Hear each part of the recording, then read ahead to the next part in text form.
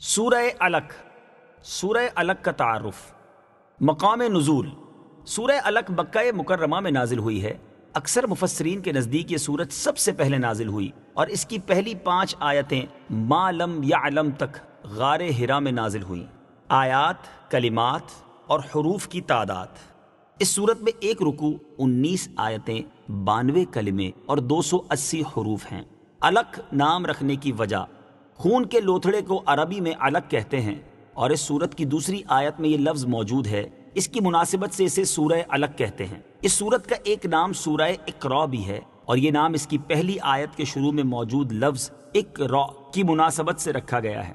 سورہ علق کے مضامین: اس سورت کا مرکزی مضمون یہ ہے کہ اس میں ابو جہل کی شدید مذمت بیان کی گئی ہے اور اس میں یہ مضامین بیان ہوئے ہیں۔ نمبر 1، اس سورت کی ابتدا میں انسان کی تخلیق میں اللہ تعالیٰ کی حکمت بیان کی گئی کہ اسے کمزوری سے قوت کی طرف منتقل فرمایا۔ نمبر 2، قراءت اور کتابت کی فضیلت بیان کی گئی۔ نمبر 3، یہ بتایا گیا کہ انسان اللہ تعالیٰ کی نعمتوں کا شکر ادا نہیں کرتا اور مال و دولت کی وجہ سے تکبر کرتا ہے۔ نمبر 4، اللہ تعالیٰ کی اطاعت کرنے اور نماز پڑھنے سے روکنے والے کے بارے میں وعید بیان کی گئی۔ نمبر 5، اس سورت کے آخر میں ابو جہل کی مذمت بیان کی گئی اور اس کی دھمکیوں کا جواب دیا گیا اور اللہ تعالیٰ نے اپنے حبیب صلی اللہ تعالی علیہ وآلہ وسلم سے فرمایا کہ آپ اس کی دھمکیوں کی پرواہ نہ کریں۔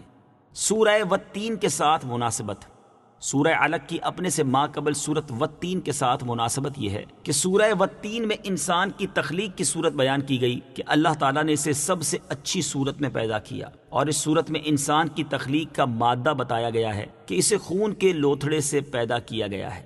بسم اللہ الرحمن الرحیم۔ ترجمہ: اللہ کے نام سے شروع جو نہایت مہربان رحمت والا ہے۔ اقرأ بسم ربک الذی خلق، خلق الانسان من علق۔ ترجمہ: اپنے رب کے نام سے پڑھو جس نے پیدا کیا انسان کو خون کے لوتھڑے سے بنایا۔ اقرأ بسم ربک الذی خلق، اپنے رب کے نام سے پڑھو جس نے پیدا کیا۔ تفسیر صراط الجنان میں ہے۔ شان نزول: حضرت عائشہ صدیقہ رضی اللہ تعالی عنہا فرماتی ہیں رسول اللہ صلی اللہ تعالی علیہ وآلہ وسلم پر وحی کی ابتدا اچھے خوابوں سے ہوئی۔ آپ صلی اللہ تعالی علیہ وآلہ وسلم جو خواب دیکھتے وہ صبح کی روشنی کی طرح ظاہر ہو جاتا۔ پھر آپ صلی اللہ تعالی علیہ وآلہ وسلم خلوت پسند ہو گئے اور غار حرا میں جانے لگے اور کاشانہ اقدس کی طرف لوٹنے سے پہلے وہاں کئی راتیں ٹھہر کر عبادت کرتے اور اتنا عرصہ وہاں رہنے کے لیے کھانے پینے کی چیزیں ساتھ لے جاتے۔ پھر حضرت خدیجہ رضی اللہ تعالی عنہا کی طرف لوٹتے اور وہ اسی طرح کھانے کا بندوبست کر دیا کرتی، یہاں تک کہ آپ صلی اللہ تعالی علیہ وآلہ وسلم کے پاس حق آ گیا جبکہ آپ صلی اللہ تعالی علیہ وآلہ وسلم غار حرا میں تھے، یعنی فرشتے نے آپ صلی اللہ تعالی علیہ وآلہ وسلم کی بارگاہ میں حاضر ہو کر کہا پڑھیے۔ نبی کریم صلی اللہ تعالی علیہ وآلہ وسلم فرماتے ہیں میں نے کہا میں پڑھنے والا نہیں ہوں۔ اس نے مجھے پکڑ کر بڑے زور سے دبایا، پھر چھوڑتے ہوئے کہا پڑھیے۔ میں نے کہا میں پڑھنے والا نہیں ہوں۔ اس نے مجھے پکڑ کر دوبارہ بڑے زور سے دبایا، پھر چھوڑ دیا اور کہا پڑھیے۔ میں نے کہا میں پڑھنے والا نہیں ہوں۔ اس نے مجھے پکڑا اور تیسری بار دبایا، پھر مجھے چھوڑ کر کہا اقرأ بسم ربک الذی خلق، خلق الانسان من علق، اقرأ وربک الاکرم الذی علم بالقلم، علم الانسان ما لم يعلم۔ ترجمہ: اپنے رب کے نام سے پڑھو جس نے پیدا کیا انسان کو خون کے لوتھڑے سے بنایا۔ پڑھو اور تمہارا رب ہی سب سے بڑا کریم ہے جس نے قلم سے لکھنا سکھایا، انسان کو وہ سکھایا جو وہ نہ جانتا تھا۔ اس آیت اور اس کے بعد والی آیت کا ایک معنی یہ ہے کہ اپنے رب عز و جل کے نام کا ذکر کرو جس نے تمام مخلوق کو پیدا کیا۔ دوسرا معنی یہ ہے کہ اے حبیب صلی اللہ تعالی علیہ وآلہ وسلم، آپ کی طرف جو قرآن نازل کیا گیا ہے اسے اپنے اس رب عز و جل کے نام سے شروع کرتے ہوئے پڑھو جس نے تمام مخلوق کو پیدا کیا۔ تلاوت کرنے سے پہلے بسم اللہ پڑھنے کا شرعی حکم۔ یاد رہے کہ سورت کی ابتدا میں بسم اللہ پڑھنا سنت ورنہ مستحب ہے، اور اگر تلاوت کرنے والا جو آیت پڑھنا چاہتا ہے اس کی ابتدا میں ضمیر اللہ تعالیٰ کی طرف راجع ہے، جیسے هو الله الذي لا إله إلا هو. تو اس صورت میں اعوذ باللہ پڑھنے کے بعد بسم اللہ پڑھنا تاکید کے ساتھ مستحب ہے. اگر تلاوت کرنے والا تلاوت کے درمیان میں کوئی دنیاوی کام کرے تو اعوذ باللہ اور بسم اللہ پھر پڑھ لے، اور اگر اس نے دینی کام کیا مثلا سلام یا اذان کا جواب دیا یا سبحان اللہ اور کلمہ طیبہ وغیرہ اذکار پڑھے تو اعوذ باللہ پھر پڑھنا اس کے ذمے نہیں. اقرأ وربك الأكرم. ترجمہ: پڑھو اور تمہارا رب ہی سب سے بڑا قریب ہے. اقرأ. پڑھو. تفسیر صراط الجنان میں ہے دوبارہ پڑھنے کا حکم تاکید کے لیے ہے، اور یہ بھی کہا گیا ہے کہ دوبارہ قرآت کے حکم سے مراد یہ ہے کہ تبلیغ اور امت کی تعلیم کے لیے پڑھیے. وربك الأكرم. اور تمہارا رب ہی سب سے بڑا کریم ہے.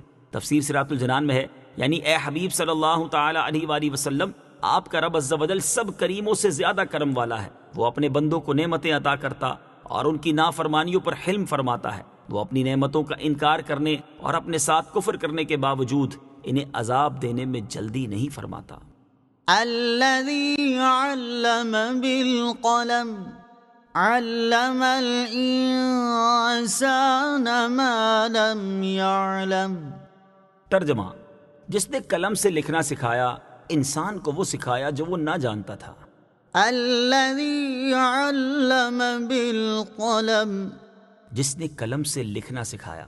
تفسیر صراط الجنان میں ہے یعنی وہ رب عز و جل بڑا کریم ہے جس نے قلم سے لکھنا سکھایا، جس کے ذریعے غائب امور کی پہچان حاصل ہوتی ہے. کتابت کی فضیلت. اس آیت سے کتابت کی فضیلت ثابت ہوئی، اور در حقیقت کتابت میں بڑے منافع اور فوائد ہیں. کتابت ہی سے علوم ضبط میں آتے ہیں. گزرے ہوئے لوگوں کی خبریں، ان کے احوال اور ان کے کلام محفوظ رہتے ہیں. اگر کتابت نہ ہوتی تو دین و دنیا کے کام قائم نہ رہ سکتے. حضرت عبداللہ بن عمر رضی اللہ تعالی عنہما فرماتے ہیں رسول کریم صلی اللہ تعالی علیہ وآلہ وسلم نے ارشاد فرمایا علم کو قید کر لو. میں نے عرض کی اسے قید کرنا کیا ہے؟ ارشاد فرمایا علم کو لکھ لینا اسے قید کرنا ہے. علم الانسان ما لم يعلم. انسان کو وہ سکھایا جو وہ نہ جانتا تھا. تفسیر صراط الجنان میں ہے ایک قول یہ ہے کہ یہاں انسان سے حضرت آدم علیہ الصلوۃ والسلام مراد ہیں، اور جو انہیں سکھایا اس سے مراد اشیاء کے ناموں کا علم ہے، جیسا کہ دوسرے مقام پر اللہ تعالیٰ نے ارشاد فرمایا وعلم آدم الأسماء كلها. ترجمہ: اور اللہ تعالیٰ نے آدم کو تمام اشیاء کے نام سکھا دیے. اور ایک قول یہ ہے کہ یہاں انسان سے حضور پرنور صلی اللہ تعالی علیہ وآلہ وسلم مراد ہیں کہ انہیں اللہ تعالیٰ نے تمام اشیاء کے علوم عطا فرمائے، جیسا کہ ایک اور مقام پر نبی کریم صلی اللہ تعالی علیہ وسلم کے بارے میں اللہ تعالیٰ نے ارشاد فرمایا وعلمك ما لم تكن تعلم وكان فضل الله عليك عظيما. ترجمہ: اور آپ کو وہ سب کچھ سکھا دیا جو آپ نہ جانتے تھے، اور آپ پر اللہ کا فضل بہت بڑا ہے. كلا إن الإنسان ليطغى أن رآه استغنى إن إلى ربك الرجعى. ترجمہ: ہاں بے شک آدمی سرکشی کرتا ہے اس بنا پر کہ اپنے آپ کو غنی سمجھ لیا، بے شک تیرے رب ہی کی طرف لوٹنا ہے. كلا إن الإنسان ليطغى. ہاں بے شک آدمی سرکشی کرتا ہے. تفسیر صراط الجنان میں ہے ابو جہل کو کچھ مال ہاتھ آ گیا تو اس نے لباس، سواری اور کھانے پینے میں تکلفات شروع کر دیے، اور اس کا غرور و تکبر بہت بڑھ گیا. اس کے بارے میں اللہ تعالیٰ نے اس آیت اور اس کے بعد والی 2 آیات میں فرمایا کہ ہاں بے شک آدمی اس بنا پر سرکشی کرتا ہے کہ مال و دولت کی وجہ سے اس نے اپنے آپ کو اللہ تعالیٰ سے بے پرواہ سمجھ لیا. اے انسان، تجھے یہ بات پیش نظر رکھنی چاہیے اور سمجھنا چاہیے کہ تجھے اللہ تعالیٰ کی طرف لوٹنا ہے، تو تیری سرکشی و نافرمانی اور غرور و تکبر کا انجام عذاب ہوگا. سورہ علق کی آیت نمبر 6 تا 8 سے حاصل ہونے والی معلومات. ان آیات سے 3 باتیں معلوم ہوئیں. نمبر 1، مخلوق میں سے کوئی لمحہ بھر کے لیے بھی اللہ تعالیٰ سے بے نیاز نہیں، اور پوری مخلوق اپنی ہر حرکت اور سکون میں اپنے خالق و مالک کی محتاج ہے۔ نمبر 2، دنیا کی محبت اور مال پر تکبر غفلت کا سبب ہے۔ حضرت عون رضی اللہ تعالیٰ عنہ فرماتے ہیں، حضرت عبداللہ ابن مسعود رضی اللہ تعالیٰ عنہ نے فرمایا کہ 2 حریص سیر نہیں ہوتے، نمبر 1 علم والا، نمبر 2 دنیا والا، مگر دونوں برابر نہیں۔ علم والا تو اللہ تعالیٰ کی رضامندی بڑھا لیتا ہے اور دنیا والا سرکشی میں بڑھ جاتا ہے۔ پھر حضرت عبداللہ ابن مسعود رضی اللہ تعالیٰ عنہ نے یہ آیت تلاوت فرمائی، كلا إن الإنسان ليطغى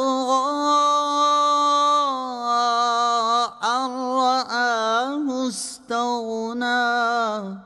ترجمہ، ہاں بے شک آدمی سرکشی کرتا ہے اس بنا پر کہ اپنے آپ کو غنی سمجھ لیا۔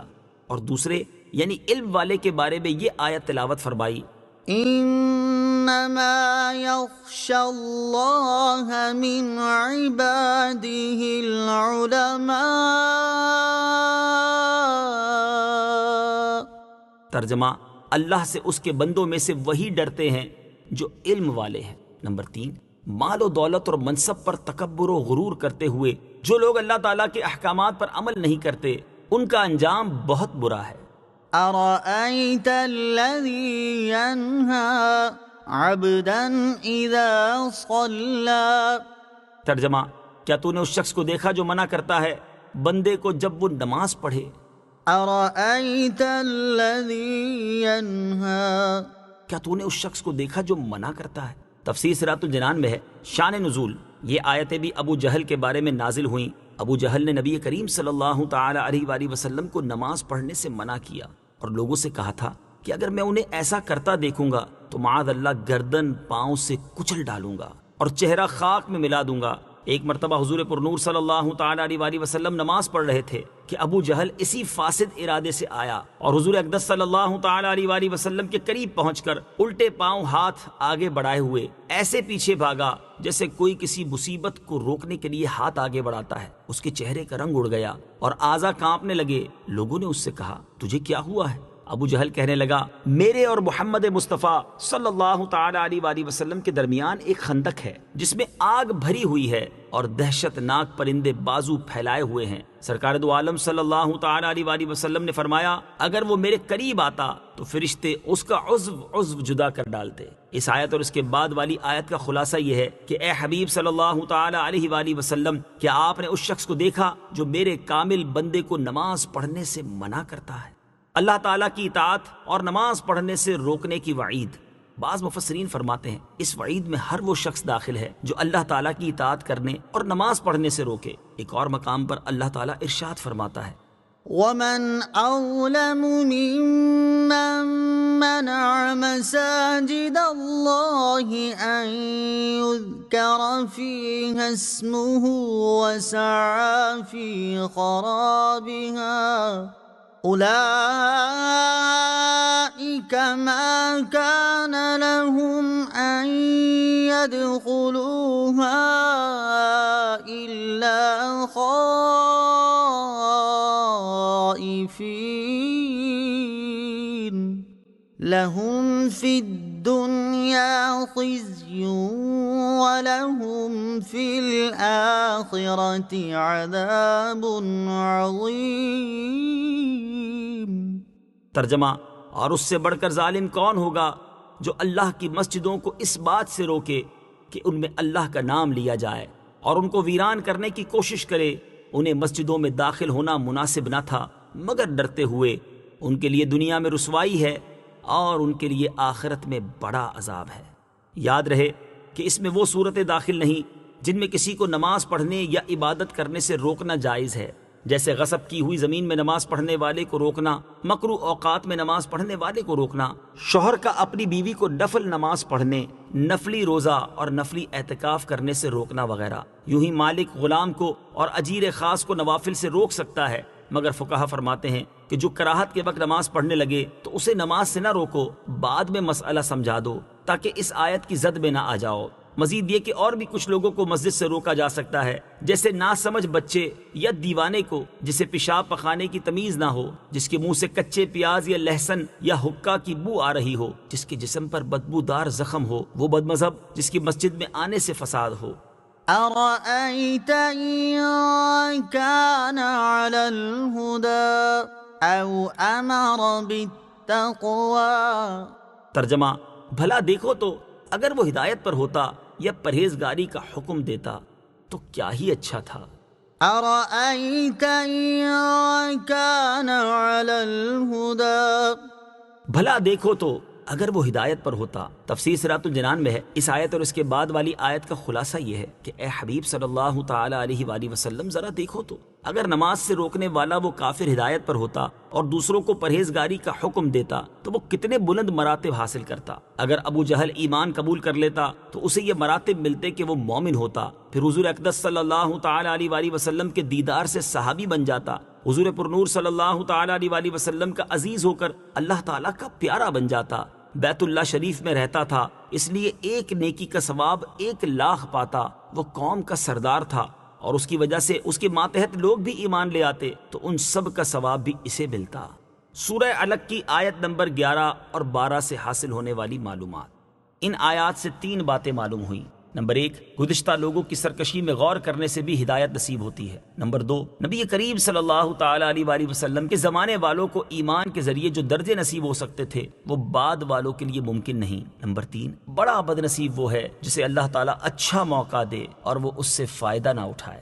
أرأيت إن كذب وتولى ألم يعلم بأن الله يرى كلا لئن لم ينته لنسفعا بالناصية ناصية كاذبة خاطئة۔ ترجمہ، بھلا دیکھو تو اگر اس نے جھٹلایا اور منہ پھیرا تو کیا حال ہوگا؟ کیا اسے معلوم نہیں کہ اللہ دیکھ رہا ہے؟ ہاں، اگر وہ باز نہ آیا تو ضرور ہم پیشانی کے بال پکڑ کر کھینچیں گے، وہ پیشانی جو جھوٹی خطا کار ہے۔ أرأيت إن كذب وتولى، بھلا دیکھو تو اگر اس نے جھٹلایا اور منہ پھیرا۔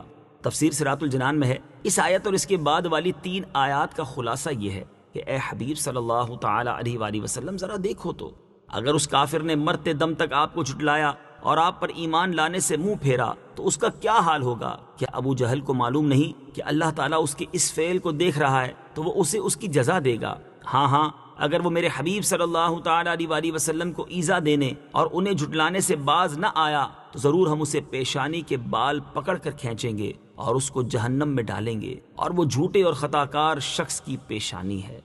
سورہ علق کی آیت نمبر 13 تا 16 سے حاصل ہونے والی معلومات۔ ان آیات سے 2 باتیں معلوم ہوئیں۔ نمبر 1، اللہ تعالیٰ اپنے محبوب بندوں کا بدلہ خود لیتا ہے۔ نمبر 2، اللہ تعالیٰ اپنے خاص بندوں کے کام اپنی طرف منسوب فرماتا ہے، جیسے پیشانی کے بالوں سے گھسیٹنا فرشتوں کا کام ہے، جبکہ اللہ تعالیٰ نے فرمایا کہ ہم گھسیٹیں گے۔ فَلْيَدْعُ نَادِيَهُ سَنَدْعُ الزَّبَانِيَةَ۔ ترجمہ، تو اسے چاہیے کہ اپنی مجلس کو پکارے، ہم بھی جلد ہی دوزخ کے فرشتوں کو بلائیں گے۔ فَلْيَدْعُ نَادِيَهُ، تو اسے چاہیے کہ اپنی مجلس کو پکارے۔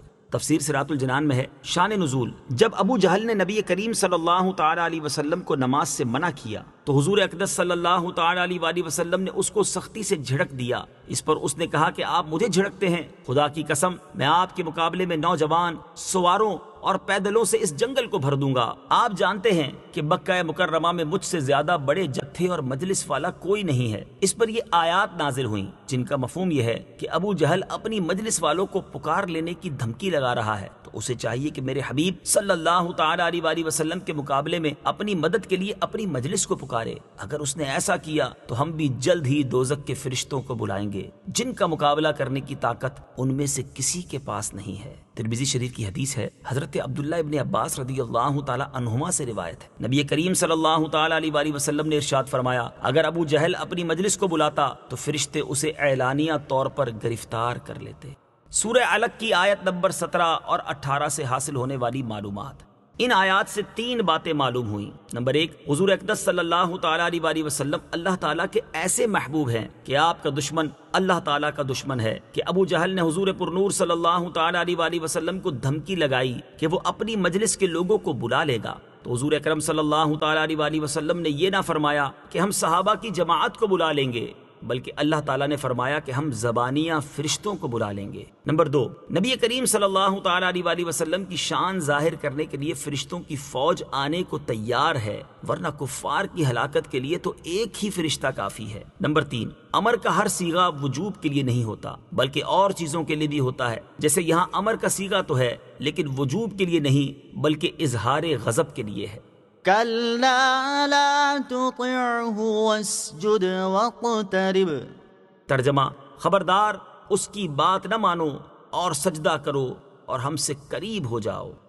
كلا لا تطعه واسجد واقترب۔ خبردار اس کی بات نہ مانو اور سجدہ کرو اور قریب ہو جاؤ۔ تفسیر صراط الجنان میں ہے، یعنی اے حبیب صلی اللہ تعالیٰ علیہ وآلہ وسلم، آپ نماز کے معاملے میں اس کافر کی بات نہ مانیں اور نماز پڑھتے رہیں اور اللہ تعالیٰ سے قریب ہو جائیں۔ آیت واسجد واقترب سے حاصل ہونے والی معلومات۔ اس آیت سے 3 باتیں معلوم ہوئیں۔